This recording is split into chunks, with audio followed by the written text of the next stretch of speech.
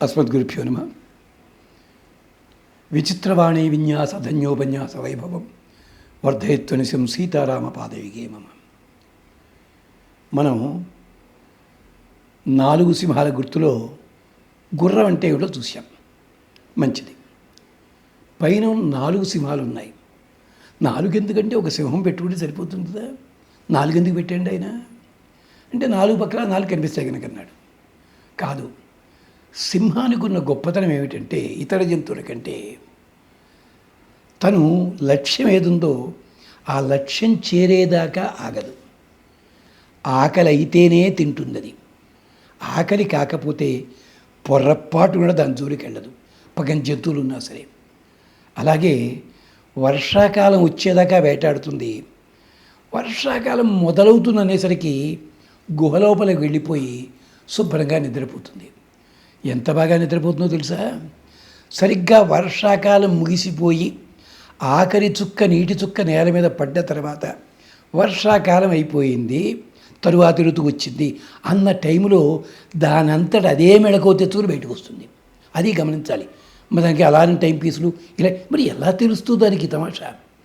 పొర్రపాటున ఎవడైనా వర్షాకాలంలో లోపల కానీ వెళ్ళామనుకోండి, వాడు బయటికి రాడు, కానీ అది మాత్రం బయటికి రాదు. అది రాదు, వాడిని బయటికి రానివ్వదు. అది అంటే నిద్రపోయేటప్పుడు. నిద్రపోతున్న ఇంకొక పతనుడు తెలుసా సింహానికి? ఆ సింహాన్ని చూస్తే ఆడసింహం కూడా భయపడుతుందిట. అంచేత మగసింహము కన్నులు తెరిచే ముందు ఆడసింహం బయటకు వస్తుంది. అంటే సింహము లోపల ఉన్న అద్భుతమైన శక్తి సమాజంలో ప్రతి వాళ్ళకి ఉండాలి. ఇందుకోసం సింహం గుర్తుపెట్టాడు మహానుభావుడు. ఈ సింహం గుర్తుకి సంబంధించి పురాణంలో ఒక కథ ఉంది.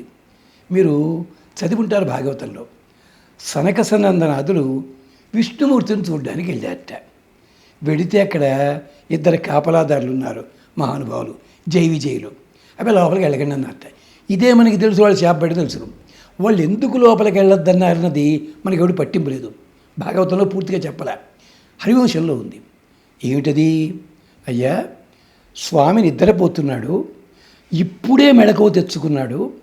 ఆ మెళకువ తెచ్చిన కళ్ళ కాంతి ఎర్రదనానికి లక్ష్మీదేవి కూడా భయపడి దూరంగా పోతుంది.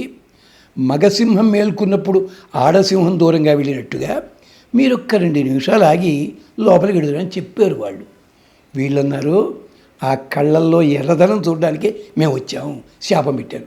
ఇది అక్కడ కదా అంటే సింహ లక్షణం అక్కడ నరసింహస్వామి అవుతారు, అందుకనే వచ్చిన తర్వాత అక్కడ గమనించండి. ఇది పక్కనట్టు పెట్టండి. అలాంటి సింహం గుర్తిది. ఆ సింహము లోపల అగ్ని ఉంటాడు మహానుభావుడు. ఆ అగ్నికి గుర్తే ఈ సింబల్ పెట్టారు. అంతేకాదు, ఇతర జంతువులన్నీ పక్కకి తిరిగి చూడాలనుకోండి, మెడ పక్కకి తిప్పుతాయి, ఇలా తిప్పుతాయి. వెనక్కి తిరగాలనుకోండి, మొత్తం వెనక్కి తిరుగుతాయి. మనం ఉన్నామనుకోండి, మనం కూడా అంతే కదా, వెనక్కి చూడాలంటే పూర్తిగా వెనక్కి తిరిగి చూడాలి. ఒక్క సింహము మాత్రము తన శిరస్సుని గుండ్రంగా తిప్పగలదు, బాడీ అలాగే ఉంచి. అదే ఆ మధ్య తెలుగు సినిమాలో హీరో గారి క్లోజప్ ఇస్తూ నేను సింహం లాంటి వాడినప్పుడు ఆయన మహాన్ గిర్రం తిప్పాడు పాపం డైరెక్టర్. ఆయన చదివాడు పాపం జాగ్రత్తగా. అది జరిగిన పని. ఒక్క సింహమే గుండ్రంగా తిప్పగలదు.